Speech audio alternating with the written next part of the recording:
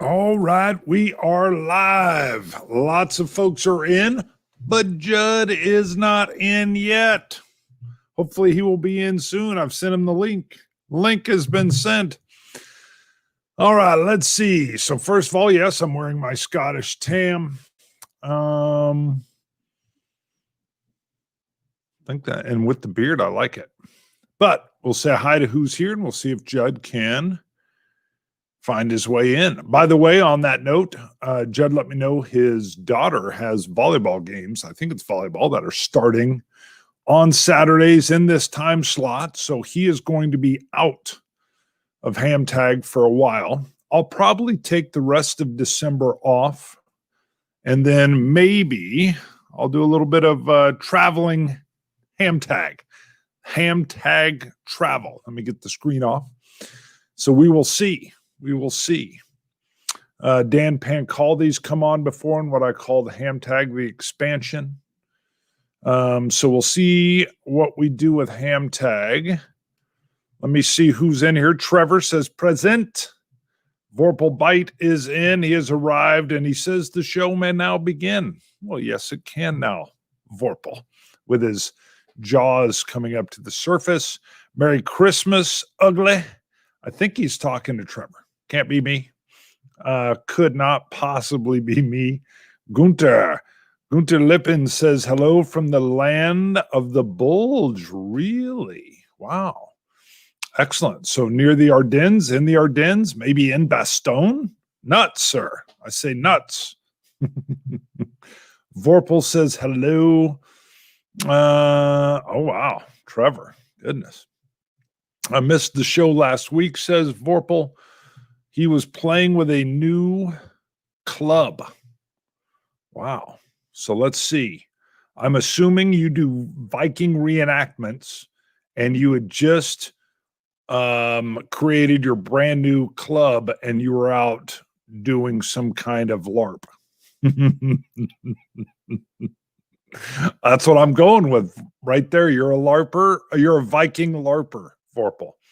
Nathaniel, Bart, chat people, Bongo Gorillas in. That's what I call them, even though it's not right. Apparently, all my attention can grab is like the first 5 letters. So I got Bongo right and then turned it into Bongo Gorilla. And Bongo enjoys that. So, yes, Merry Christmas to everybody. Let me text Judd. I sent him the deal.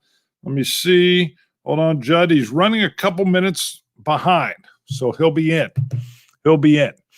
Let's see. Michael R. He is here. Well, excellent. You can even say present. Charles Latora, morning all from sunny San Diego.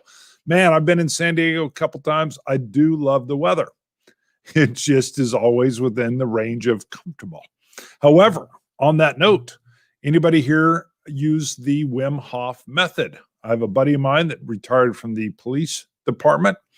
He's like 54, but he is ripped. He looks like he's 27, major athlete, and he does the Wim Hof, and he actually bought me a book. I don't know if it was for Christmas or whatever. I'd heard a podcast with Wim Hof. So I've been doing the breathing method and the cold showers, and it's invigorating. Charles Latora, morning all. See, it's not invigorating enough. I just repeated. Gunter Flanders Fields. All right. Trevor, cold here in San Jose. All right. I've not done an ice bath yet, but the showers, I've gotten up to 4 minutes on a cold shower and love it. Do the regular shower and then move into that. Wim Hof method, take a look at it. A little bit of present-mindedness. All right. Since Judd isn't in yet, he has not been watching The Mandalorian. Hello. Not a spoiler, but much like the Marvel movies, watch all the way to the end credits. And maybe you get a little something. I don't know. Maybe a little something called The Book of Boba Fett. Woo! Grand Moff method. Yeah. Wim Hof. Wim Hof is what it's called. Bart tag. All right, let's see. Vorpal, 58 years. What is this? Looks like Homer Simpson. Da-da-da-da-da. Okay, not sure what that was. All right, we'll see. I'll get into some other interesting news. I may even do a full Chiefs vlog on this. The Chiefs vlog. That almost sounds like a meal to me. I don't know what to call it though. The Chiefs vlog is what it's been called. Oh, what am I drinking? I will get to that in a second, Trevor. It's Texas, and it's phenomenal. Oh my gosh. Goosh. Oh my gosh. Awaken Realms. So they're hot. They've done Nemesis is probably one of their big ones. The Dream one, I can't remember. Goodness. Now see on the spot. I'm trying to fill air and I can't get it. But they use Game Found, I think it's called. They use that. So they've been doing Kickstarters, amazing Kickstarters. And then they have their own fulfillment device, which is a separate company, but owned by some of the same people that own Awaken Realms. And they're awesome for how they run everything within. So it's like a post Kickstarter deal so that you can make your payments. People can come in with late pledges at a higher range and everything. Well, they've decided to forego Kickstarter altogether and compete with them with their Game Found. And they're about to hit, if they haven't already, 2 million on their ISS Vanguard, which looks awesome. So if you get a chance, check that out. ISS Vanguard looks great. I got Tainted Grail. That was the other name. And they had a little picture book of what ISS Vanguard was. The coolest thing, oh yeah, Ether Fields. That's the Dream one. Thanks, Trevor. The cool thing with ISS Vanguard is you have what they call their ship book, which looks like a big binder. It's got some extra rules in it. It's got card sleeves. So if one of your crew members is injured, they go to med bay, the card goes in there and they can slowly heal over time. I guess it would look like it's going this way. That's just some of it. What ship you're using, where you're traveling to. It looks phenomenal. Let me bring Judd in. Hey. I was trying some experiments trying a little physics experiment, but it failed. I had noticed I've always had like hard whites up above me, and there was soft white curlies down on that end. So I switched them and did some stuff and tried to make it, but it didn't work. Love it. It still looks great when I do that, and then it all switches back.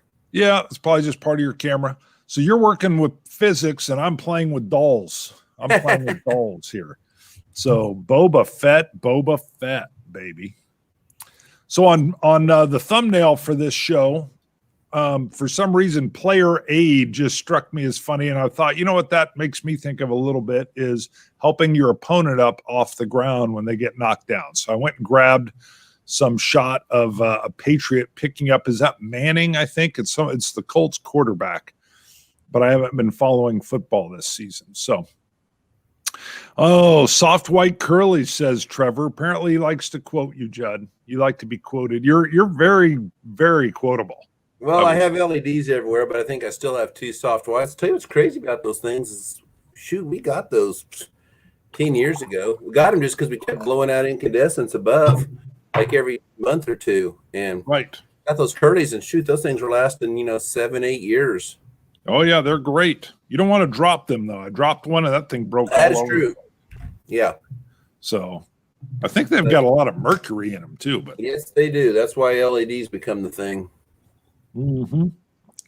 All right. I was people were coming in. Nathaniel Robinson, Awaken Realms, seems to want to push board games toward RPGs, which is what my son loves. And I've always enjoyed, those that know I love the stories from B-17 or the Ambush book. Wow, Boba's getting bumped around by me. I've always loved that story aspect. To tell you the truth, even some of the Conflict of Heroes games that I remember the most are that tank, loses a tread, but it's sitting right on one of the capture points, and just the stories. Bubs, one of my gamer buddies, would come over. The stories that evoke, where I'll be honest with you, it doesn't even matter if I win or lose. I'm like, this was an awesome experience. Boba's moving over there. So I love that type of thing. Now, I know somebody that's more into the nuts and bolts of the gameplay or something, may not like that story element as much. But yeah, that is the way they're going. They also do gorgeous minis. Not as much into the minis, but they do have some nice ones. And I got to admit, I always get them. And I always get, the Awakened Realms has they call it, it's like a wash, but they call it something cool. And I'm not a mini painter. And I pay the extra money for the wash, and it looks great. So, Vorpal, blend your role-playing game with board games like Ambush. Yes. Vorpal Bite, that's how he did Vietnam. Yes. Yeah, I love talking You know, Vorpal. there's I found a group on BGG. It was like a solo RPG group, and I asked him, I was like kind of tripping. I was like, "You can play RPG solo?" Because I told him, "Hey, I'm back from the era of D&D, where a guy hid behind a screen and rolled dice randomly and told you what happened." Mm-hmm. And they said absolutely, and provided links. And I'm curious to check it out, because I had an old Vietnam one called Recon. That was the only one I really dug back in the 80s, and I'd love to see if I could solo that thing, because I never played it enough because of that. Hey, quick tidbit, you're getting some freeze up. I'm getting your audio good, but your visual keeps freezing in place. You got anything running in the background or anything? Yeah, Judd is laggy, says Trevor. Yep. Your audio is perfect, but you keep freeze framing on screen. Sundrop. That's it, Daniel. Sundrop. Vorpal says Recon. Technical consultant. Recon by Palladium. Oh, Trevor says your freezing is probably the Spanky's hat. So, any chance you could cut some sources to the internet? Question mark. Yeah, that might be it. Something could be hitting your upload speed on the back. Vorpal says I use it heavily. One of the coolest things, I did some 2-player role-playing stuff with my son using the Fate system, the Fate Core system. Works really well because it's pretty much anything you want to do, and then how do you want to do it? In other words, if you've got some different skills or whatever, and then roll your fate dice or fudge dice if you're real old school. And then the dice tell you if it was, a crazy wild success, just good success, bad success, medium, whatever. And then it's kind of like, well, what happened? So it's like that theater of the mind group story, and it plays really, really fast. You've got to have that imagination run wild with it mode, but yes. Well, Judd, we can hear you great, and it's not lagging out on the audio side. So you are freezing up visually, but that's fine. We can still hear you. Are you there? He may have gone to check his lag, or we've full out lagged. Judd, you could always try dropping out and coming back in as well, and I'll repeat that if you come back on screen. Trevor here. Hold on. Let me grab Nathaniel. There's a great channel called Geek Gamers that shows how to play solo RPGs, also covers some war games. Cool. Trevor, Judd should log out, log back in. Yep. I think he just did that. Vorpal, solo role-playing should work just fine. For your hack and slash, kick down the door. 2, kill the monster. 3, count the gold. 4, kiss the damsel. No, he said repeat. So just work that in. All right, let's see. I won't do any Star Wars Mandalorian spoilers, but here's what I love. They've hit. It's going to continue. More is coming. I would love if Filoni was put in charge of the whole shebang. He worked under Lucas. He's got the full feel. You can go see what he did with the Clone Wars. He's bringing back in canon by working it into the show. Hello, Ahsoka Tano. All the nods in the background to the serious fan while preserving the story as it moves forward, whether someone likes it or not. They really can't argue whether or not it feels Star Wars-ish. I haven't been as much a big fan of movies for quite some time, other than what the Marvel franchise was able to do. I think that's the path forward, but maybe just for me, because I think it was once I watched Band of Brothers. When I saw Band of Brothers, I was transfixed. It was unbelievable the way they did it, the way each one felt part of the whole yet individual. I mean, I was just like, and then the way they were able to spend time to actually tell the story, that outside of everything was good, and then the craft and even the different ways things were filmed. I was like, wow, this is the way. And now with, let me see, Judd's coming back in. All right, let's see. Give me a little. Okay. Had to kick my daughter off the internet. Oh, what She's was she? Watching all her YouTube videos. I guess it was hogging some resources. Yeah, that'll do a little bit. So, well, tell her we won't be on long. So, yeah, we're good. Sorry, we had a hack and slash solo thing was going on. So Vorpal says they're great for that. You can 1, kick the door down, 2, kill the monster, 3, count the gold, 4, repeat. He is exhausted with stupid hero movies. I want something refresh. Sure, but look what they did. That's the point. What they did was take the movie and weave together what streaming video can do, which is, again, Band of Brothers definitely set the bar with different directors, the writing, the truth to the historical narrative. What they were able to do was just amazing, and that is now paying off in dividends. So Disney, with Disney Plus, they've already teased the December 2021 spinoff. And we're hearing other things. I believe Filoni's going to want Ahsoka Tano to probably have her own show as well, but that's just me guessing. Let's see, Trevor. Oh, those damn YouTubers. Vorpal, what they did was freed me more than a decade of comic books on the movie screen. Was feed me more than a decade. Sorry, feed, not freed. Yeah. So, and they got a lot of people interested in comic books or graphic novels again, too, which is any way that they can tell a story, I'm a fan of. All right, Judd, what have you been playing recently? Well, I've been trying to get on the table back there, Blenheim, I think it's 1704, I think it's the year. It's something about the, here we go. Blenheim 1704. It's, there we go. That's the rule book, but that's the cover. It was a series that Against the Odds put out. They did like Great Battles of History or something, or not. That's GMT's thing, or 21 Battles that Changed History or something. It's from a book, and they basically took them and made games for all of them.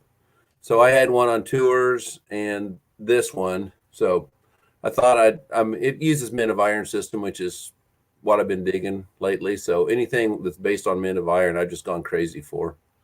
Very cool. Yeah, you got the system.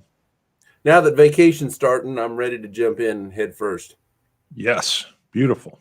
All right, I finished playing a bunch of Apocalypse Road, shot a review of it. It is a beer and pretzels racing game with very simple blow-up destruction attack. Gamers, hardcore war gamers, will start to wish that it maybe had a little bit more like on the combat, like do you hit and then go for what damage. It's not trying to do that. It's a race game first, Mad Max, Road Warrior style, and all the drafting. I've never played any of the other racing games, the Grand Prix or the Thunder Alley.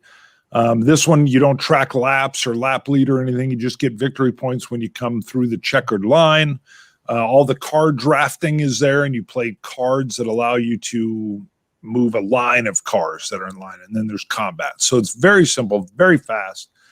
When it is post-COVID, due to the vaccination or herd immunity or whatever gets us through it, I will I will have 10 people over. I could get 6 now, I've got a group of buddies. We've all had COVID, and they had me over to their house, and we had pizza, and we played Fury of Dracula, which was actually quite awesome. Cool. So Vorpal says Nick Fury was originally Sergeant Fury, Sergeant Rock's competitor. I spent a lot of money years collecting war comics. I do not appreciate changing the character in history. Okay. I've got a lot of Sergeant Rock stuff. I also love the Unknown Soldier. And they used to have something else that would tell little snippets of history.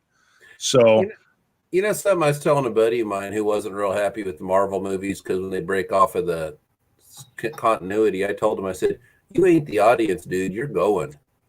I said, people who don't read comics, that's the audience, because if all they got was the comic geeks in there, those movies are flops. So I just look at them as fanfic. Hey, I read Spider-Man for 35 years. What they've done with that that young shaver, whatever his name is, that ain't Spider-Man. With the whole Iron Man thing, nah. Right before the Civil War in the comics, he was kind of hanging out with Tony Stark and had an Iron Spider costume. That barely lasted. So that ain't Spider. But hey, it's good fanfic. It was interesting. Gave me something else. And if they retold this whole comic story, I already know how that goes. So where's the fun of that? Sure. Yeah.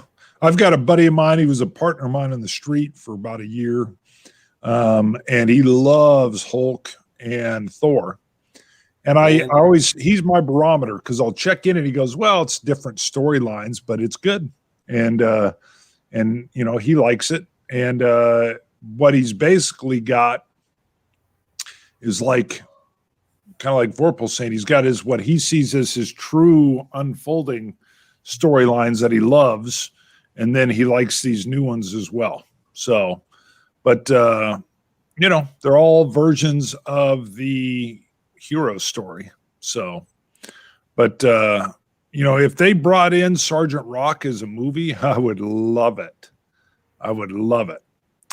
Better yet, it'd be better on Netflix again. They just spool them out. So, all right, let's see. I am drinking from Iron Root. This is their Promethean bourbon. Iron Root is a small distillery in Texas.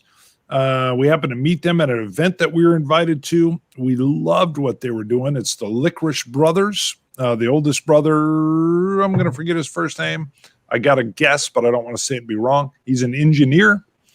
And Robert Licorice, the younger brother, was an attorney. And both of them were like, you know what? Let's do something that we can do together.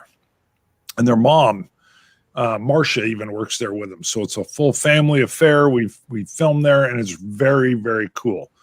So, and it's working for them. I love to see those passion projects come in. So, all right. Other than that, I've got to, GMT was supposed to send me the last 100 yards, the airborne or paratrooper version, but I don't know if that's got lost in the works or what, because I'm looking forward to that as a tactical system, but it's not here yet. So, Judd, let's go ahead and dive into the fans version, since we're 23 minutes in and we haven't even gotten to the topic yet. You are lagging out a little bit, but go ahead and stick with it. Your audio's good, so I don't mind if you're lagging out visually. That's fine.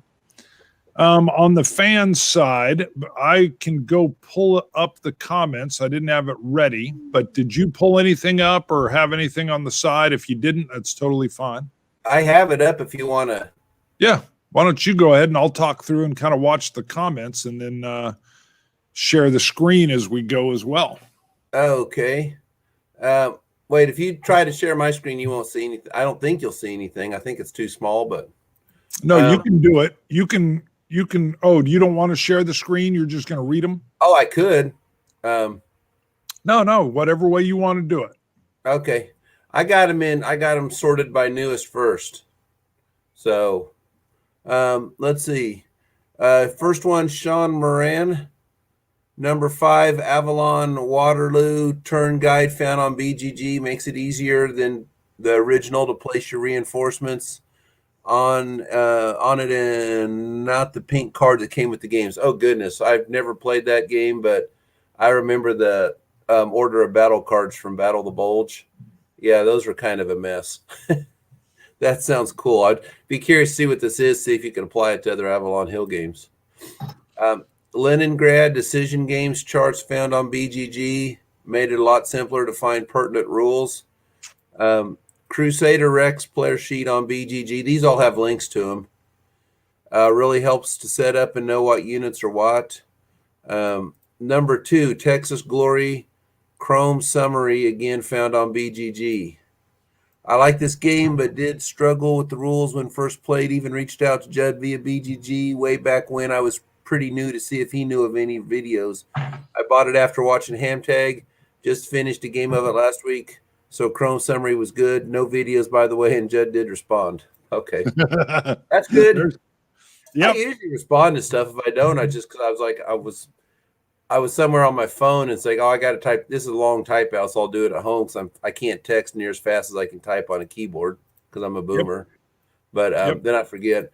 Okay, Panzerkrieg Avalon Hill original player chart. Sorry you can't find a link, but very good playing that game. Less time spent in the rules. I am not familiar with any of those. I only have one of those 5 though. So, okay, Trevor's next. Honorable mention: Judd getting sick gives us fantastic rewritten rules aids. See, I've been sick for 2 years, so it's been a while since I've wrote anything. Okay, wow. Number 5. App games. The following all have significant time logged on my device: Twilight Struggle, Dominant Species, Heroes in Normandy, Poland 1939, France 1940, Battle of the Bulge, Fort Sumter, This War of Mine. Wow, way over 5. But let me jump in there real quick. No, it's app. That's app games. He was saying. He was giving examples. Yeah. Okay. Good. Let me jump in on his app games. He's right on. I have found that deck builders, which I enjoy virtually way more than in person. Oh goodness, the Star Realms. I have recorded on BGG 10,000 plays. I went way past 10,000. I stopped recording in August. Once I hit 10,000, I just stopped. But I'm still putting in 3 to 7 games a day. You get bored, standing in line, 5-minute game, boom. Mm-hmm. Man, you have all the expansions and everything? about a year ago or so or 2, I tried all the expansions. They had like 6 of them at the time. Tried them, hated every one of them except for bases and battleships. Because they all had what Aaron and I call the you win card. It's like, well, you got that, this game's over. So bases and battleships actually was a really good, nothing was overpowering, brought in nice options for everybody. I've got that one. Yeah. And so I play, that's my standard. I play with that. And I usually play best of 5, best of 3, best of 7, stuff like that. Or one of the ones I do, if I'm really on a roll, I'll just play until I lose. Because one night I hit 24, which was unreal. My next best streak was like 12. Now, are you playing people or the AI? I played the AI on the hardest level. Got it. But I'm good enough. I've played this well enough. I know how they've programmed the game to cheat.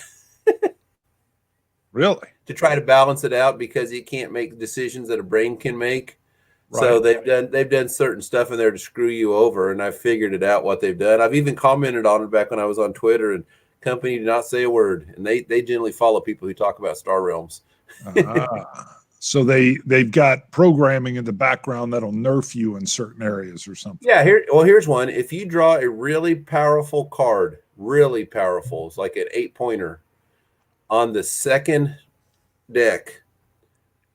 There's a really, really strong chance that card will end up on the bottom of your next deck. If you play this game enough, and it's not like you only notice when it happens. I sit there and predict it. I was like, well, I'm not going to see this one and it's always like the last 2 cards. And I figured out it's a probability thing because it happens a lot, but it doesn't happen every time. But there's just times in this that, when you draw that card, or even if you get 2 or 3 good cards, you'll notice that the highest point cards on the bottom. So I've noticed those little tricks. So anyway, no, I love that. And then Mystic Veil. I was ranked. I was in like the top 8 at one point in time. And then I played it long enough, I found out you could get a chain trigger. I had a weaker version of it and the game would not end, but I was only getting like an extra 7 victory points every round. And I knew that if I'd had this stronger version with this other card, I could have multiplied that by a factor of 10. So I was like, how is number 1 through 3 80,000 points ahead of me? And I knew how much I played it. Well, then I found this, for a while there, I would play, and about 1 in 25 games, you could get the right combination. And then it all mattered if you got the card that you needed. So, but then I kind of lost a little interest. That, and they did an upgrade that, they messed with how the card moved around. I was like, oh my God, I don't know if I can play this anymore. That was probably the downside of it. But yeah, they need to do, I went and looked to see if Undaunted, if they had an app for it, because I won't buy the physical. I just don't like deck builders as much physically as I do virtually. They don't have it yet. I'm sure they will. Sorry, go ahead with his stuff. Okay. Number 4, access to designers, hearing interviews and the mindset and viewpoints of they are trying to relay has been so amazing in helping to gain perspective of their games. Readily available are the following: Mark Herman, Volko, David Thompson, Uwe, John Butterfield, Herman Lettman, and so many more. Uva. Okay, sorry, I had to blow this up. My old eyes are having a harder time seeing this from a distance. Okay, number 3, online gaming, Act and Vassal, Twilight Struggle. I don't know if it's ACT or ACT. I know I used to know what the acronym stood for. Twilight Struggle on ACT has been a major gem. Greg was always a big fan of that, and I knew another guy that was really big on it. Okay, painted, washed, shaded minis, War of the Ring, Memoir 44, Dreadfleet, etc. are amazing. Love to paint and adds pop to any skirmish type game. Trevor, you definitely need to move to Wichita just so you can paint my Space Hulk minis. All I need is their arms painted so I can tell what kind of weapon they have. Oh, I would love if Trevor moved to Wichita. I think you would like come out here and party with us. Yeah, you need to come visit. Okay, reviewers, vloggers is number 1. Don't get to games as much as I'd like. Put watching, listening, talking about games helps to fill that void. Thank you, Chief, Judd, Greg, and chat. Oh, yeah. Okay. That is interesting. I've never thought of that. That just the surrounding, well, I can't talk right. The surrounding chatter fills some of the void. Because I definitely have, I'm not a big collector, but then anybody that's been over here points at the wall. A collector, so in like whiskey, my partner on the whiskey side, he'll buy extra bottles that he won't open because as soon as you open it, it's no longer a collector. But game-wise, I find that when I buy, it's not to collect and just sit on the shelf. I see a game as a box of possibilities. Yep. And I get so excited that I'm like, oh yeah. And then sometimes I'll get it open, read the rules and go, or yeah, that seems neat. Or I'm going to need 8 players to play this. That's not going to happen too often. But yeah, the box of possibilities is just phenomenal. Hey, speaking of valuable games, let everybody know because it's come up in earlier. When we did victory point games, and I don't know if we did solo, Malta Besieged is coming out next year, Worthington Games. Oh, cool. I knew Steve Carey was working with somebody. He told me that once, and I was like, I never heard much about it because he's not on BGG. But there you go. When that sucker comes out, I would highly recommend everybody jump on that one. That thing is phenomenal. I don't know what's up with We Must Kill the Emperor. I know there was a copy of it put out in Japan, if you can read Japanese, because everything in it's written that way. But I don't know if I would guess Worthington. They seem to be pretty smart at jumping on those old victory point games. But anyways, Malta Besiege, the rarest, most valuable victory point game, is coming out. Nice. Yeah, we need all that. Yes. Because every time I post it in like my top 100 or best solo games, because it's always right up there like number 2 or 3 on the best solos. I always get mad at I wish I could play that, and I was like, I wish you could play it too. I kept bugging Steve Carey just so people would quit saying, making me feel depressed and guilty every time I stuck the thing up. Well, that's part of why, because I'll get some people every once in a while that'll say, man, why do you mention X or Y or whatever? But quite honestly, the more buzz it gets, and right, wrong, or indifferent, the higher the price on the secondary market is what gets a company to say, you know what, I think we could profitably reprint that. Yeah. And a designer usually wants to say, hey, look at the demand. And then they can get it back into the cycle where they get rewarded because they're not making any money when it's going secondary market for $180. So, but I love it. A lot of folks are just always dumbfounded me. They're like, you mentioned an out of print game. I'm like, it's been out of print for 2 months. Like, dude, secondary markets, www.ebay.com,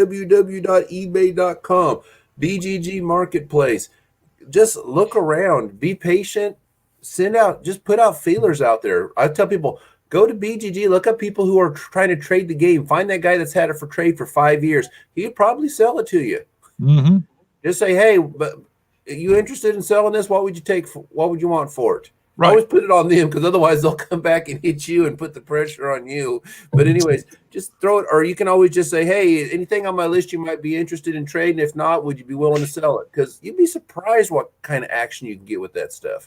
And I was like, just because it's been out of print, unless it's Queen's Gambit, Case Blue, something like that, Malta Besieged until now, they're not that hard to get.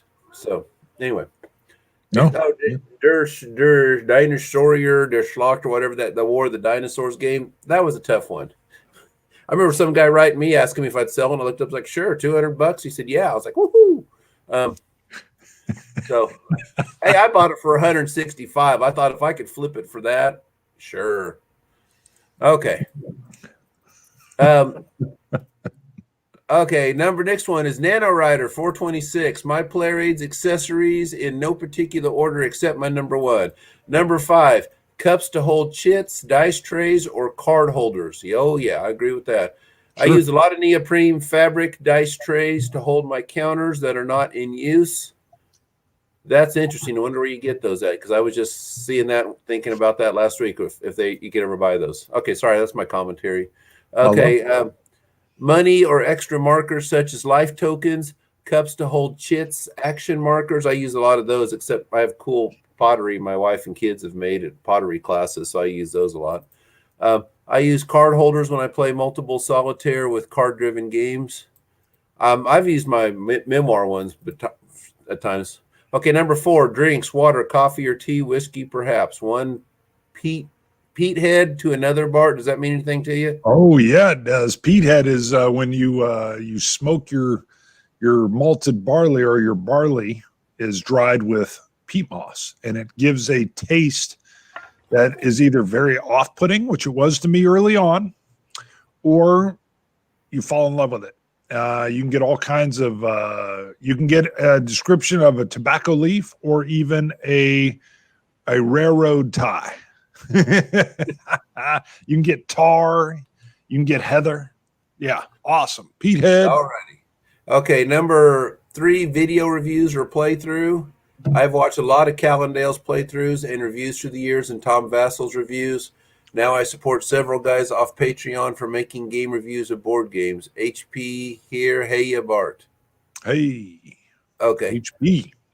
Number 2, BGG for obvious reasons. Didn't even think about that. That's Hans Pizza. Number 1, Ziploc bags. I have used a ton of Ziploc bags to store my counters through the years.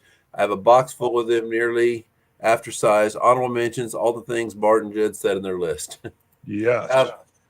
Yeah, when I was back in high school, I thought those Ziploc bags were the coolest things, because I'd use like sandwich bags and stuff for Starfleet battles. I remember putting them in them, pulling them up really tight, and then putting them in a Ziploc big bag. If you ever wondered, you can just go to like Hobby Lobby. They sell them. They're called jewelry bags. Yep, Walmart has various shapes and sizes. Walmart has them even cheaper, I think.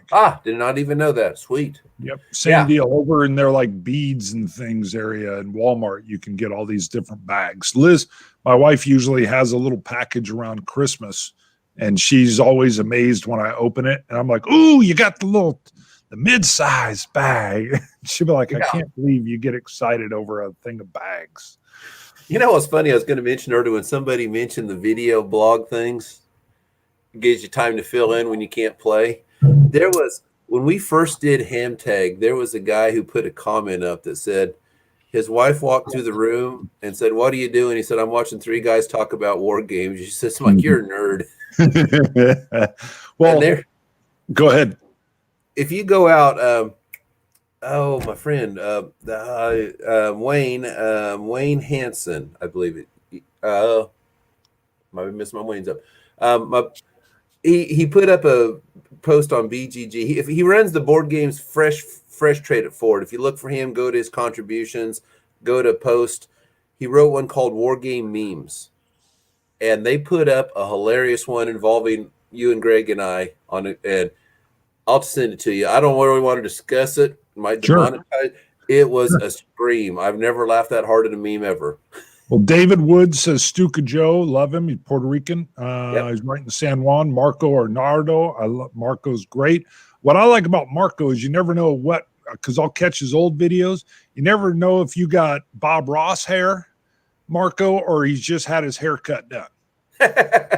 and then I caught one recently where he had the full beard and the hair, and they all came together. And he kind of, and I don't mean it in a bad way, but it was like a chia pet. And I'm like, he's about due for the shave and the haircut, which he does every once in a while.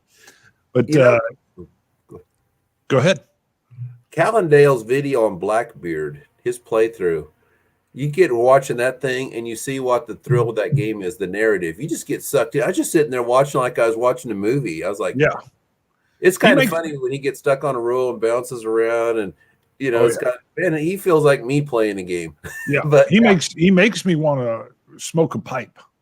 Yeah, I'm always sitting there. The way you can fiddle with the pipe, it's like a prop. I mean, it's like, gosh, that's cool how he's always just packing it or cleaning it or different lighters. And I don't smoke, never smoked, but he makes it look Gandalf-ish, like when Gandalf has his big long pipe or whatever. I was going to say something. Now I can't. I totally forgot what it was. So it must not have been. Oh, it was Tom Vassell. Yeah, when I had the original HAMTAG idea, it was because he had Z and man, how can I forget? He's the war gamer. He just left the show. Tom, Tom Z and Sam Healy. Like Sam, hung out with him. Oh my goodness! Did you feel that, Bart?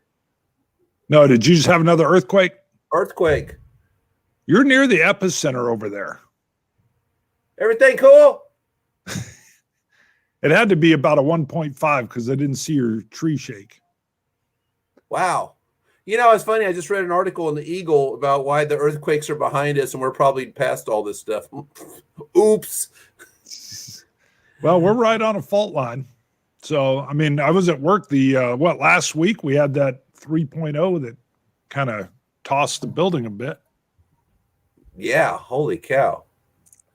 All right. Anyways, there's a funny one you should check out. It's not funny. It's just it's a pretty amazing feat. Struggle for the Galactic Empire, ADM1. She has the Jaws cover as her avatar. She does a playthrough with this with a sleeping baby beside her. And I was like, holy cow, that's one of the most amazing feats ever. Yeah, Trevor is probably like a 2. That's big for us. But I was just like, man, she is totally like in total Bob Ross mode. I mean, the most chill, relaxed. But I mean, like, how the heck can you do this with a baby beside you? I'm like, that was a feat of the ages. That should have like won an Oscar. There you go. Nathaniel's getting on you about the ground shaking. Yeah. So, no. The other reviewers and then Tom having us on when I first pitched, we didn't have a name for it. HAMTAG was just us joking around with half as much, twice as good, and then Greg going HAMTAG. That's what that is, and then that caught on. Because when I pitched our show about war games done in the same format that he does his top 10s, he was like, you can try it. He thought it was going to be terrible. And it wasn't. It was a blast. It was fun. I remember Greg and I both thinking it was dead after the party games. It's like, man, ain't nobody ever going to watch this one again. Oh, no, man. They still, matter of fact, I was looking at Vasil's, the Dice Tower stuff. Those videos have like thousands and thousands of views. So, and that's what sends them over to us because of the same name. So, one time we was down at the game shop, the Heroes Complex. I was playing Star Wars X-Wing with different Greg. I was called him Star Wars Greg instead of HAMTAG Greg. But there's these people at another table, and they kept giving me the evil eye. I see a couple of them give me the evil eye, and I thought, am I just being paranoid here? I told him, Greg, I said, man, give me the evil eye. I wonder what's up. Then I heard somebody mumble the word Eurogamer. And I was dying laughing. I'm like, there you go. Aaron told me once he was going to be at a convention or something and hear somebody say the word Eurogamer, and he'll look at him and say, I actually invented that word. No, you didn't. So I always try to tell people whenever I mention, I go, that Aaron come up with that. That's his baby, not mine. But that just killed me when I heard him mumble Eurogamers and give me the evil eye. I was like, well, that's why I love YouTube, actually. YouTube allows a very small market, a niche inside a niche, war games inside board games, and you can always find the audience. So that's what's transcendent. It's awesome. You can wear weird hats and people are like, cool. Go ahead. Keep going. Okay. Next one, David Wood. Number 5, game setup aids, especially those that show the map and where the units start. Yeah, those are cool. David's on right now. Keep going. Sorry. An index of city locations. Some games tell you where to set up a unit, but don't specify the location of the city, and you have to hunt for it. Yeah, I am looking at you, Dark Valley by GMT. I had the first edition, and what I was said about that game was like it would be writing the word Chicago correctly on the counter or on the map, and then writing SHIKAGO on the counter. And it's like, I'm not seeing this city anywhere. I got so hacked, I got rid of the game. I never looked Really? back. I was like, if you can't take the time to develop the game, I ain't developing it for you. Sorry. If you can't even sit there and look at your counter sheets and compare them, sorry. If you can't put that much effort in, I'm done. So sure. That's the old grumpy man in me. Get off my lawn, kid. I ain't got time. I got all these games back here to play. They don't make me work for it. There's another one. Richard III, Columbia Games. They got these crests, but there's multiple crests on the map. So there's a cool player aid similar to what he was saying, where it tells you where if you have this guy, he can be set up in any of these cities. So it's pretty cool. He made his own city index. There you go. Oh, I like that hat, David. You are a sharp-dressed man in that avatar. Okay. Hold on, let me bring that number back. 3. Hardware storage cabinets, like the ones you store loose nuts, bolts, screws in. I found them during gameplay to organize all the game's markers and unit reinforcements. I'm not familiar with that. Huh. That's cool. File flat cabinets for storing my paper mags. No more holes and tears from constant folding and unfolding of maps. Honorable mentions, reading glasses, without which I could not play. I hear you, bro. Yeah, I've got to go get the bifocal thing built into my glasses. It's bad. Yeah. Number 1, BGG has it all. Unboxings, reviews, instructional videos, session reports, ratings, etc. I never buy a game without checking on BGG first. I don't like ratings. I like comments. So when I Geek Buddy people, I read the comments. Now, when I bring up a game, this is how I do it on Amazon too. I go to the bad ones first, but I'm looking for the comments. If you don't put a comment, it's useless. Because as far as I know, you got a vendetta against the designer. Or if I see somebody saying, this rule book's terrible, and it's like the only comment out of all these, like, probably you, dude. But if I see like 20% of the comments saying the rule book's bad, yeah, it's probably a game I want to avoid. I'm not down with fighting rule books. Yeah, what did you call? I did not have a problem with the rule book, but I know I'm the rare one, and you called it Hister's Bike. Yeah, the funny guy's mustache's town area or something. Yeah, Hister's Bike. I usually call that game. What? I stepped on you. Hister's Bike. Hister's. Yes, there you go. I like the Charlie Chaplin copycat who calls his living area a large something. I don't know. I lost it. Sorry. Oh, his 1,000-year dream. Yeah, there you go. That's where I was headed. His 1,000-year wish. Yeah. Next one. Let's see. Hey, Magnus is in. He's cousins with Magnus Von Magnussen, who won like a, There you go. I'm making all this up, but he won a strongman contest. I don't know if this is the top 5 as a comment from Kabuki Kid. As an alternative to using plexiglass, I like using a rolled out sheet of thick, clear PVC.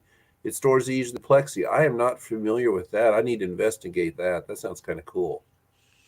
See, I would worry that the rollout nature of it would then want to curl. Yeah.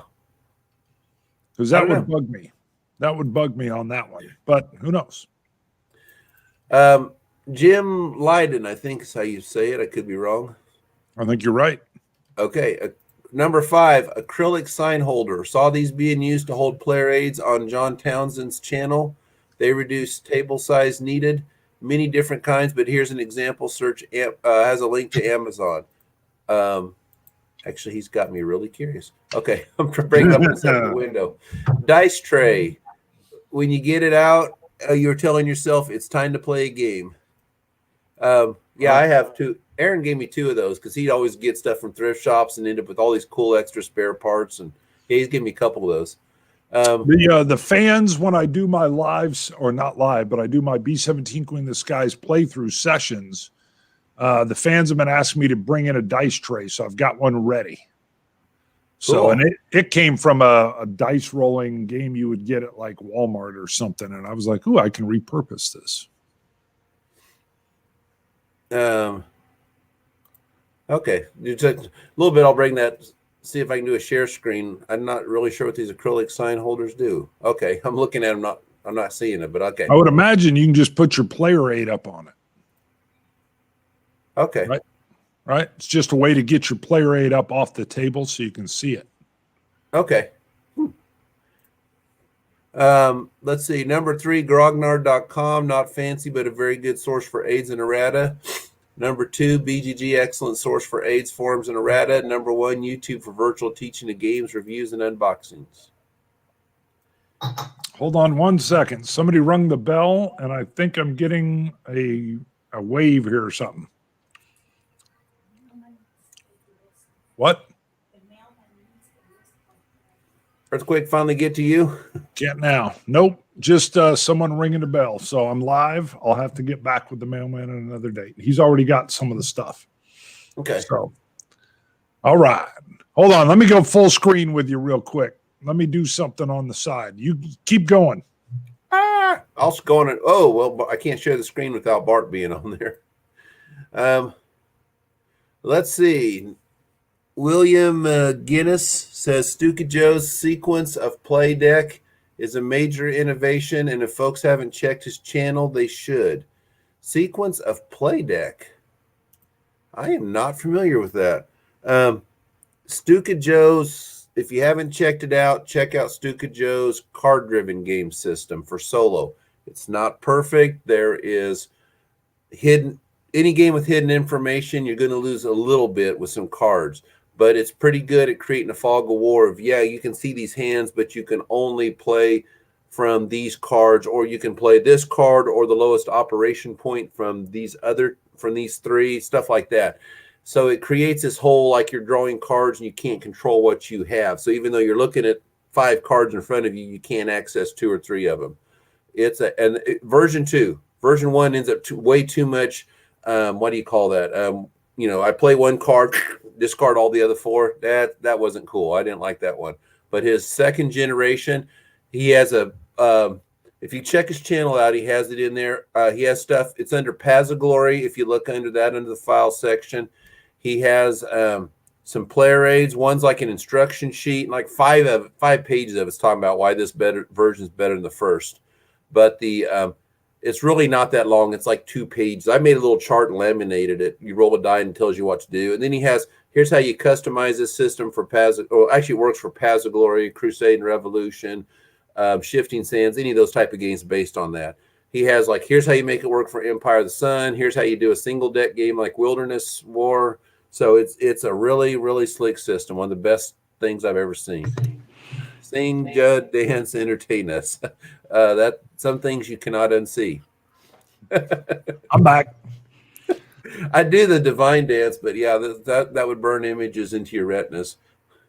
I had promised my mail carrier that I would get him. He wants to do a gift to some family members of the things behind me, and I told him I'd get a list. So he was sitting up there, and my wife came down to get said list. Okay.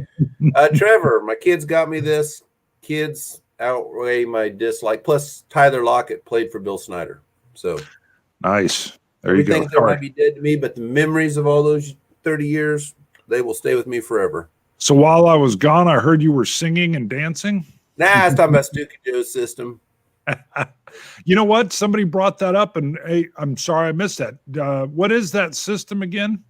It's a way to play card-driven games solo. It's not perfect, but it's, part of the cool thing is a phrase I heard Mark Herman talk about never knowing how much force the other side can bring to bear. And when his games do that, they're always my favorite games.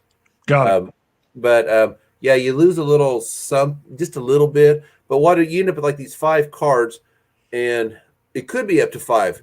But anyways, you'll roll a die, and it'll say like you can play the event from the middle or the 2 on the right, the 3 on the right, or it might say you can play the middle event or the lowest card with its ops value, operation points value. And whenever you play a card, you draw another and place it face down, and you don't get to flip that thing over until one of your die rolls say you give that option of playing over there. So it does kind of create this whole, I don't know what cards I have. And sometimes you can see the card, but you didn't roll the die that would let you. It never says you have to play card A. You always have a choice, but it limits your choices. So now, it's a cool, really, really slick system. Now, Charles, I'm going to tell you that page protectors that protect your player aids just sounds like giant card sleeves to me. Bah.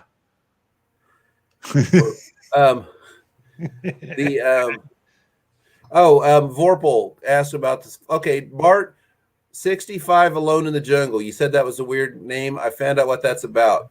It's an expansion for a game called 60. I think it's called 65. Yeah, I've seen Alone that. in the Jungle is the solitaire system that goes with the original game. So it's kind of a clever name of saying it's a solitaire expansion. Got it. Interesting. So anyways, Vorpal, no, I didn't get it. I didn't look too deeply. Once I figured out what that was, I was like, I'm on the hook for buying a game and then an expansion. I thought it was just a solo system. So I don't know, maybe someday. Not a high. I mean, I got all those games to play through, so I don't get too much in the. I mean, if I get something, it's usually something I can get on the table pretty quickly. Got it.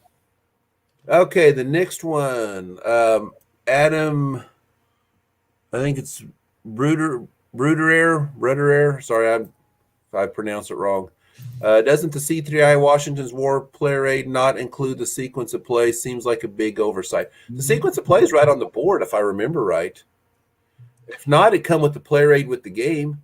And I don't know. That's funny. I never thought about it because Washington's War. Well, it's funny when I said Washington's War. I don't use that player aid because I know the game. It's really cool for learning the game because there's some points that are kind of tough to wrap your mind around when you first learn it. But I also don't really look at the sequence of play because I know the game so well. So, Right. But I know it's somewhere. I mean, it's either on the board or on that main player aid they give you. So, okay, let's see. Gunther Lippens, does that sound right, Bart? Gunther? It does. Yeah. Go with Gunther. Okay. Number 5, Stanley storage boxes, the small ones where the compartments have rounded slopes at the bottom, making grabbing the last counter much easier. Yes, he's right. I forgot I have one of those. Yes. And it's it's about yay big. Yay. That's a technical term. Yes. Yay. Yay Hear big. ye, hear ye, yay big. And it's like a dab.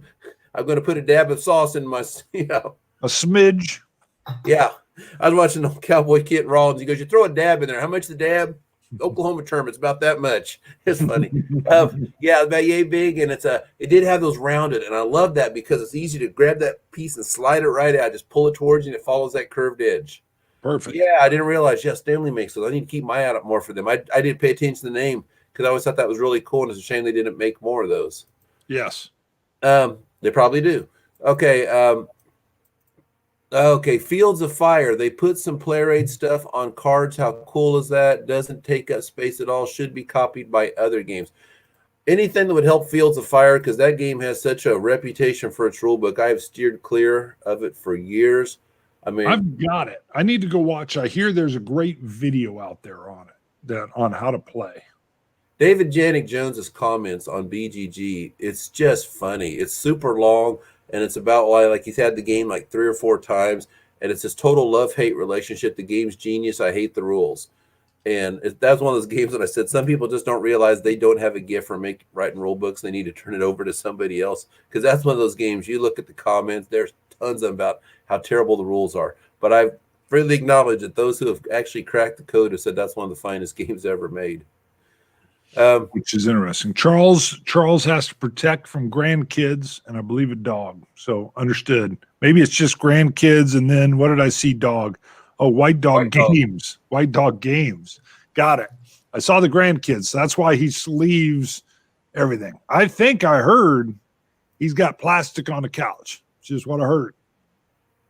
Hey. Okay. Oh, first I was reading the name, then I missed the last part. Number 3, Empire of the Sun, running in offensive. When I saw that, I go, hey, that's mine. Then it says step by step, written by some dude named Air Judd on PGG. Yes, that was yours. I said, what dude is this? I need to hang out with this guy. It's 8 pages. It's an 8-page summary of how to run an offensive. How's that for this? That tells you how intense that game is. But, you know, some of it's like, well, if you're doing, I mean, it's almost like a decision tree. But it's one of those, once you kind of get it, you get it, but it keeps you from skipping a step. But yeah, I spent a long time with that sucker. Yeah. Arden 44, 2-fold Playrate, everything's on it. Great example. I don't remember that. I used to have that game. Really great game, just a lot of table space. Okay, number 1, ASL, rat pocket charts, tons of information, takes up little table space. Huh. Wonder what. I have to ask Greg if I see him about if he's familiar with that. I've mentioned Greg has a really cool ASL to teach beginners how to play the guards counterattack scenario. It has only the rules that apply to this game and skips all the rest. No, Trevor, I wasn't sick when I wrote the Empire of the Sun stuff. You know, I also made a 24 vassal logs that teach you the game, because it's one of those. That game was so hard for me to get my mind around. It's not that tough a game. It's more me. I was trying to make a strategic game into an operational game. And finally, when I realized it ain't operational, this is very abstract at the combat. And very patient teacher. But once I got my mind around it, it's like, okay, it's fresh in my mind. I know the frustrations. Oh, I also wrote a Playrate on easy to screw up rules. It's like during the reinforcement segment, these 5 rules, don't forget these. And I'd cite them because I've made almost every error on that rule on that page. But anyways, I wrote all these player things to help others learn them. And then doggone if they didn't switch Empire of the Sun. I mean, the changes they did for the counters made it a lot easier to follow. But I'm like, I ain't going back. Some guy wrote me and asked me if he could update. It's like, dude, go ahead. I'll never touch that thing again. That thing was insane amount of work. So, but yeah, take a segment of the game and spend a whole vassal log teaching you how to do that. Okay. Yeah, every time I've asked Judd to teach me that, he's like, just please go to the vassal. Yeah, I'll just oh, that was a mess. I mean, not just a mess to write all that stuff. Okay. For some strange reason, every time, this is Von Choker. For some strange reason, every time I try to watch your top 5 streams of Judd, they always end up buffering. Yet I covered all that. I covered that. Was more of, so here's the little inside baseball deal. Especially our HAMTAG shows go long. So these then load back onto YouTube for people to watch whenever. But I'm sure it has to do with like how many videos go through StreamYard. It can take a full 24 hours. I've seen a little bit longer where it'll show its processing, and even I can't go in and watch it. And I believe that's what he was running into. So he said, yep, sure enough, he got back with me and said, yeah, I waited 2 days and went in and it was there and I watched it. So I just have to he said, I have to learn to be patient or come in when you guys are live. and I believe he was from Europe. And so what I think Magnus is over in Sweden. So what is that? 8 hours, 7 hours difference. So what, we're catching them at like 7 o'clock at night, 7 p.m. maybe. I don't know. Anybody wants to gather in? So he said we always hit during family time or something. So I said, I get it, So. Yep. The next one is Forrest Cole, number 5. Play examples to clarify rules and procedures. That's definitely so. You'd think that'd be standard in all games, like having a playbook to break that down. That's how we used the France 1944 one. First time I saw that was in the original France 1944. They gave an example of how to play the first turn of the game, written right in the rules. And you just didn't see that stuff in the early 80s as much. What is that, 5 hours? Is that what that means, Magnus? I see, it looks like 5E. It's very small. Oh, 7 p.m. now. Got it. Okay. All right. Vorpal wants to throw out that it's 104 in Indiana. Go ahead. Okay. Sorry. Number 4, virtual aids, axe, vassal, etc. Number 3, all combat effects, train, etc., and other reference charts on the same sheet and a sheet for each player. Yeah, I mentioned I did that with Napoleon's War. They have one. I'm not Napoleon, a Napoleonic's Command and Colors, because I didn't like the way they laid it out. Because it's like I don't, when I play solitaire, I have a stand I put them up on, so that way I can just hold it off in the distance and not have to grab it and mess with it. Because you grab it, you whack stuff, knock it over, and almost every scenario I was dealing with had hills, forest, towns. Why are they not all on the same side of the sheet? The weird thing that you never see. A rampart with the river on a mountain or something. Put that keep all that stuff on one side, but keep all the stuff you typically use so you can put it up there. So yeah, I was like, whoever designed this ain't thinking a solitaire player. So I went out and made my own for Napoleonics, and that was one of them. I did a train and one for each of the armies. Okay, let's see. Again, Number that's 2, why. Go order ahead. of battle. Keep going. Number 2, order of battle charts where incoming units are pictured.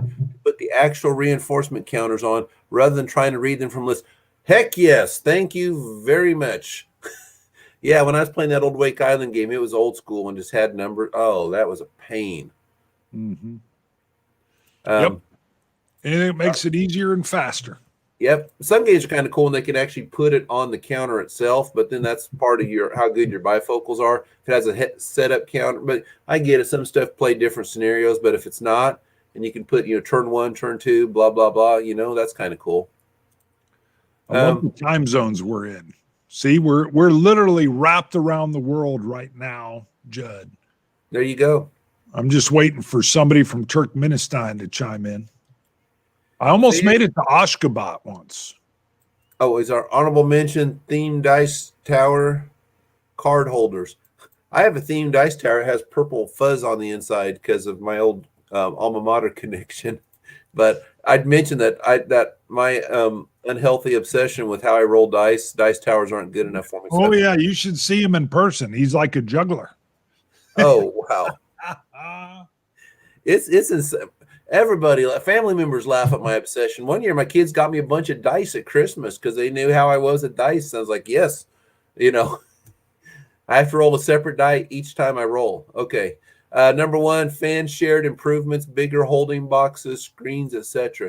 I never did the tuck boxes. I have some games where I've traded for them and they had them in there, but I don't know. It's just, I thought, man, that's a lot of effort. I always went to the baseball card shop and bought the card holders that hold like 50 is the ideal one. 100, I only had one game with 100, that's Battlestar Galactica because the insert worked well with that. But the thing that sucks is they don't work with sleeves. And some games, I'm all over those. Sounds genius. And then stuff like Columbia, their cards are little tiny, so they didn't fit really. If you ever played those like fantasy flight games or like Battlestar Galactica, the little challenge, the little green card, yellow card, those little things don't fit at all in those. Those are called Hobbit cards. Yeah, those are a mess. Trevor wants to know, does Kansas Hick translate well in Europe? Da. Yeah. Sorry, that's going over to Russia now. Well, hey, Russia's in Europe. Part of it is, right? Yeah. Ah. See. Hey, Kansas Hick translates everywhere. All you got to do is speak loudly and slowly. Do you speak English? You know, then everybody gets it. It's like a universal translator. Midwestern values are very nice and polite. I actually really like it. I had a sister-in-law that was here for a while and said, I'm going back to Philly because people here are too nice. And I was like, yeah, why would you want to be around nice people? Hey, if you're from Philly, remember, they're the ones that booed Santa Claus. I know. That's what I'm talking about. I was like, okay, I'm glad you know where you need to be.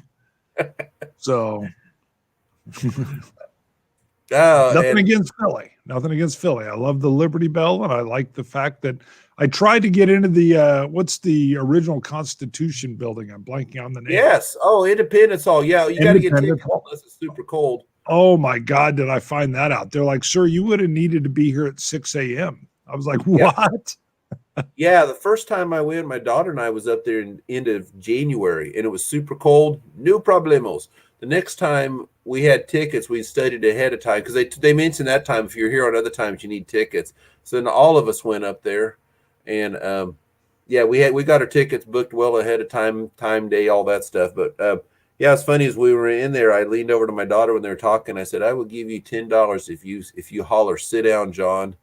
You know, from 1776. But it's really cool because if you remember that song where they're singing Mr. Adams and dancing on the stairs, you're sitting there looking at that and saying, wow, you know, that's pretty cool. Let me check something here because this guy has a language I don't even know. A republic, if you can keep it. I'm going to see if I can translate this thing. You trying to what? What are you doing? Holy cow. Let's see. His name looks like, now I'm sure I'm pronouncing this wrong, Yoshigi. I've seen this. Yeah, he always puts some letters that like, what the heck is that? I don't know, but this is when I punch it in the translator, here's what it says. Even in Pittsburgh, the Civil War should have been a guerrilla war without the Confederates ending the war. Wow, I like this guy now. For a while, go ahead. Of course, the cavalry, which is the center of the Union Army, heads for a case-by-case sad history. Makes you wonder if somebody's trolling and just writing some stuff and punching the translator randomly and then posting it. Well, I thought he was a troll, but then he seems to post fairly frequently. But I've got some folks from different areas all over the world that don't speak English, and they'll usually use a translator to post, which would be the way to go because I can't go in. Everybody individually has to go in, and if they want to read that post, translate it themselves. So obviously the way to do it, I don't know if he's from Japan or China or whatever, would be for him to translate it, post it in as best he could. I sent him a message that I translated that. I think it was Japanese, if I remember right. So, but who knows? Vorpal, you need to check out Hearts and Minds Compass Edition. If you like fist-sized dice, they got a couple of D6s in there you're going to love. All right. Hey, and Trevor, when you get a chance, send me an email. I don't know if he has it, so I'll put out my more public one from the whiskey show. It's bart@scotchtestdummies.com. Send one to there if you want. Bart@scotchtestdummies.com. That's all the comments I see up there. Excellent. Well, there you go. Man, Magnus has a small font, and I'm getting old. JP. All right. Well, Judd, I already mentioned before you came on, I'm going to take the rest of December off. I mentioned that your daughter has a sporting event that's going to be occurring on Saturdays. I may have some other folks. I know No Enemies Here. Pancaldi may pop in and do some more HAMTAG here or there. But how long is your daughter's sports season here? Well, she plays winter and spring, so, and then softball kicks in. So it's, who knows with COVID.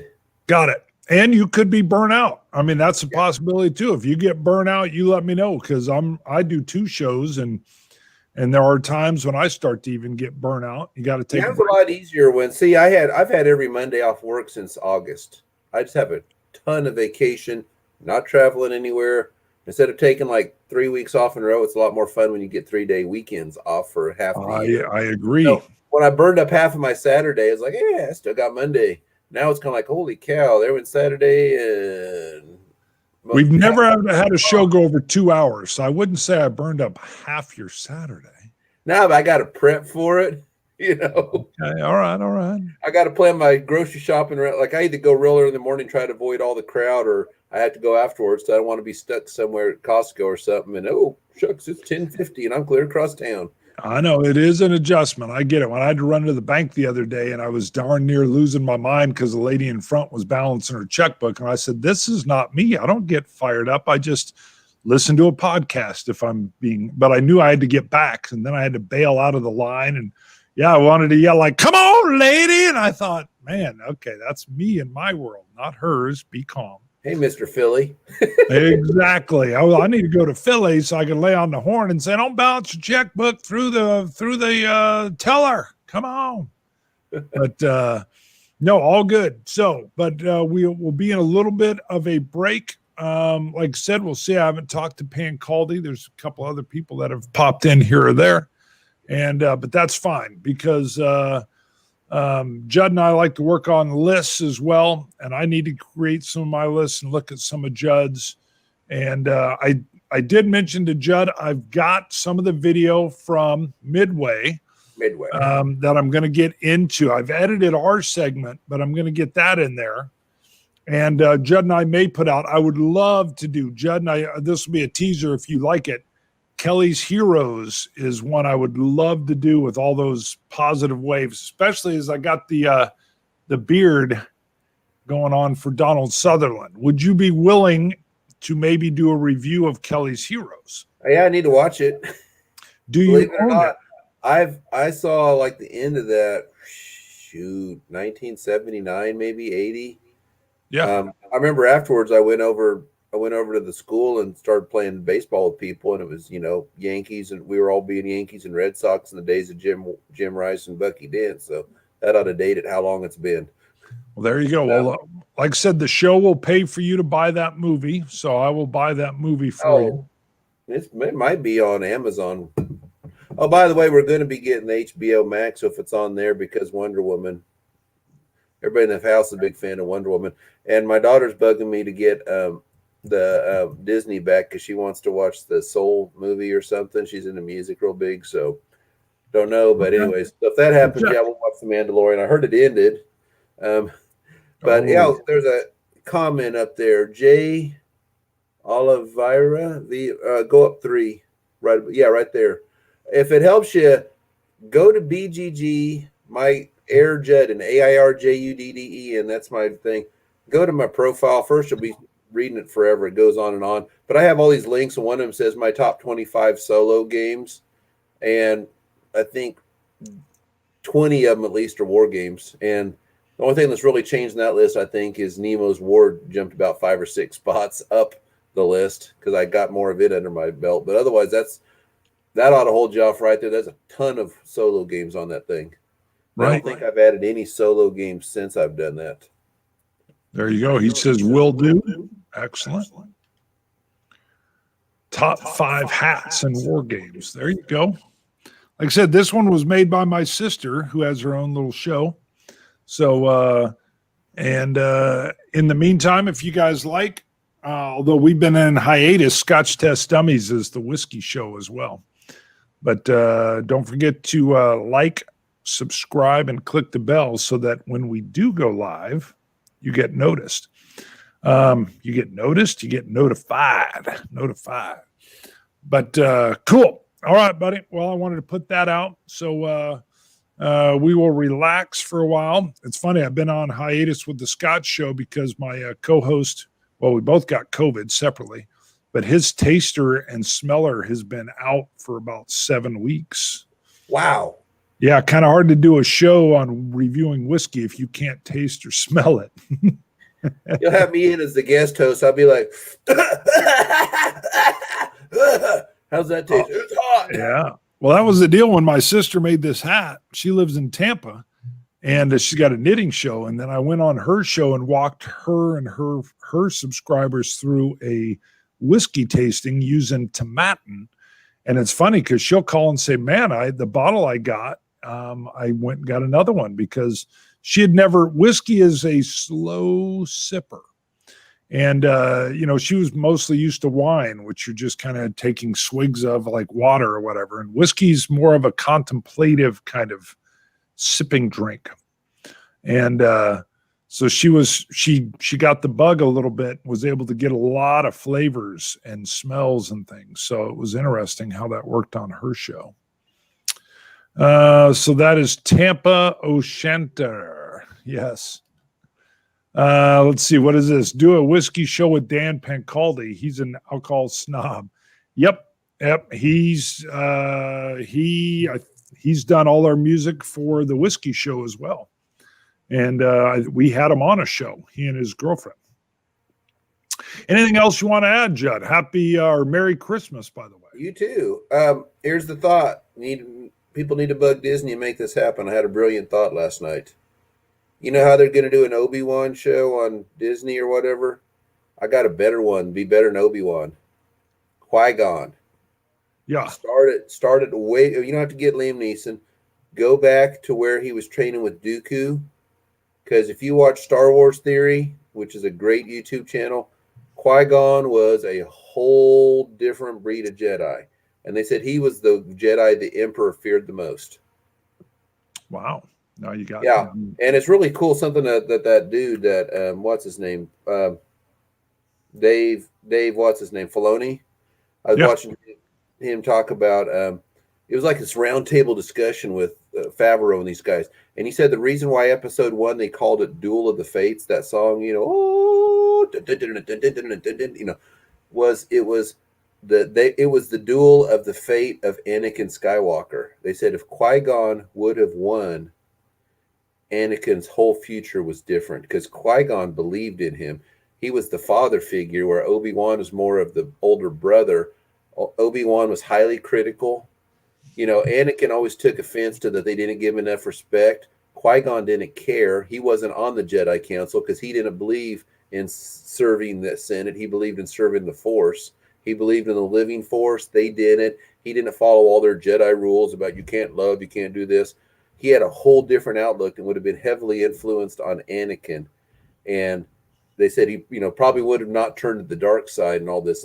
So the whole fate of the universe, the future was hanging on that battle. And it was like, anyway. So I was like, yeah, we need a Qui-Gon show. That would be cool. So wow, you're making it happen, man. If our reviewing takes off, you and I got to review The Mandalorian or some of the different movies. I think that would be hilarious. I like everything you just said. I haven't heard all this. The Last Jedi because there ain't nothing but hate. Nothing. Well, that might be fun too, my friend. We wouldn't want to start there, but I'm with you. There's so many hate videos. I don't think I could out hate those guys. They're pretty funny, but man, that's when people say they got COVID. I asked a buddy at work. He said he lost his taste. I said, you like The Last Jedi? I mean, that's always my question. If you lose your taste, you like that dumb movie. Oh, I was sitting in the theater. And I almost walked out. But I was with the family, and then we got done, and my wife was like, "Oh, what'd you think?" I'm like, "No." Said I almost left, but you guys were here with me. And but Dave Filoni, Favreau, what they're doing, I'm telling you, go get Disney Plus. There is so you've seen Rogue One, right? Yeah, I liked it. Okay, so the cameo by Darth Vader, tell me that doesn't almost steal the show of Rogue One. Right. So all I'm going to tell you is there's a cameo in season 2 that almost steals the show, and you need to watch. So, but come on, man, get on board. It's worth $6.99. You'll be blown away, man. Blown away. We're going through a show right now. I really probably don't want to say its name because it might get you demonetized. Just there's a certain creek that you get up without a paddle. Yes. Yeah, that's the name of the show. And anyways, My wife stumbled on that. That thing's a scream. We've been blowing through it. It's really, really funny. Solo. Ugh. They tried to jam too much all at once because I think they knew it was a failure, and the fact that it had to be saved, Netflix would have done that much better. I would love a young Solo. Well, the whole love affair with the computer was stupid. But oh my God, it's typical Kathleen Kennedy, fire director, bring in somebody else. The same problem they had with Justice League. Stick with your person. You write a trilogy, you know what the story is ahead of time. You just don't. We'll figure it out as we go. So, by the way, she's not out. The new rumor is, I mean, that was that worst thing. But since she did the Disney presentation day thing, but they mentioned nothing about the sequels. And one of the things they've been saying is that the sequel is going to be wiped from the last Disney crap. Is going to be wiped from the continuity. But they've lost their opportunity to do anything with Carrie Fisher if they ever want to reshoot anything. But yeah, not really. Like she's back in, which why I don't know. Just hand it to Favreau or Filoni and say there. But yeah, that's why I don't even look at all that stuff. But Filoni is it, and that's what the Mandalorian is going to give Star Wars fans, is that Filoni will become the person. Favreau will be in there. What they're able to do with the volume as far as filming is unbelievable. So more goodness to come. The way they tell season 2, it's more of a knitted together story, which is what Netflix or whatever these streaming things do well. They're not one-offs, which is more like what the first season was. These are netted together a little better. mm-hmm. And I've always appreciated that, because now you're telling a 8 story in terms of Mandalorian arc, and when you've got 8 episodes to tell a story, you can really hit the points. So it's growing its beard, man. Have you heard the phrase "jump the shark"? Oh yeah, I know. Jump the shark. Growing the beard is when a show gets its feet and it starts to really take off. And the phrase comes from Riker, 2nd season. It's actually a pop culture phrase. You can look it up. Riker said he's real proud that he's involved with 2 different pop culture meme things, whatever you want to call them. Riker says this? That's not true. That's a lie. It's completely from another show he did. But yeah, growing the beard has to do with season 1 of Next Generation's terrible. And the phrase is, if Riker doesn't have a beard, just skip it. Riker says this, or Jonathan Frakes? Jonathan Frakes. Yeah. But yeah, really, that's a thing. Everybody's known that if Riker didn't have a beard, just skip the episode. It's terrible. Well, yeah, growing the beard is actually a phrase that they've used for shows now, that it's got his feet and it's really taken off. I always said that growing the beard moment for DS9 was season 4, once Worf got on it. Yeah, definitely. All right. Well, cool. There's all kinds of cool stuff here. We got Nightmare Fuel. We got this. We got this. We are going to wrap it up. Here's Jar Jar, Secret Sith Lord. All right. The volleyball star. And she's like 6'2" now, isn't she? Yeah, no, she stopped growing in 8th grade. Oh, okay. Man, every time I'd see her, like, wow, she's going to have a scholarship for sure. All righty. Yeah, she cool. enjoys playing it. So. All right. Well, we will sign off. So we will work on I'll work on getting our first one out before we talk about our second one. So I will get midway finished editing over this holiday break, and we will get it posted. And hopefully we will track over some history lovers that can figure out they can actually play the history via board games. So, all right, Judd, thank you. Thanks, everybody viewing, and feed the niche.